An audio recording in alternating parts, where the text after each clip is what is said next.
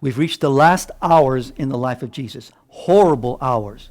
In these final hours, we see the events transposed in such a way that we are made astonished by what is going on. He will be brought before the priest and mistreated and mocked. He will then be sent to Pilate, who will send him to Herod, and will be returned to Pilate again. They will find no fault in this man. He is innocent. They cannot find any error within him. Yet Pilate determines to do the will of the people, and he sentences the Son of God to death. From there, Luke records for us 4 words of Jesus at his last hour. The first one is found in chapter 23, verse 28. The women were lamenting him, and Jesus turned to them and said, "Daughters of Jerusalem, do not weep for me, but weep for yourselves and for your children. For behold, the days are coming when they will say, Blessed is the barren and the woman who never bore to the breast and never nursed.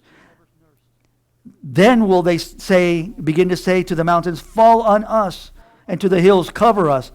For if they do these things when the wood is green, what will happen when it is dry?"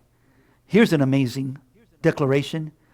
If God permits this to be done to his Son, to the saving of many souls, and they mistreat the Son of God, what will God do to those who reject his Son? The coming wrath of God will be horrendous. And they will say, "Let the stones fall upon us, the mountains fall upon us. We cannot bear the agony." If this is agony that the Son goes through, how much more those who reject the Holy Son of God. Luke records this first word and then moves on to the second, where Jesus addresses his Father, saying, "Father, forgive them, for they know not what they do."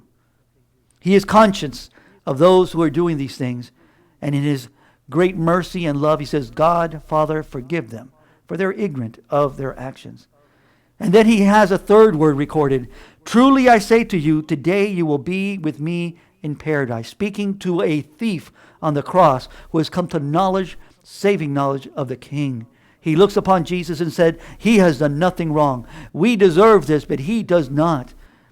And tells him, "Jesus, remember me when you enter into paradise." And Jesus says, "Today you will be with me in paradise." What mercy, what greatness do we find in this God? And then we hear his last words, once again towards his Father, recorded in Luke. "Father, into your hands I commit my spirit."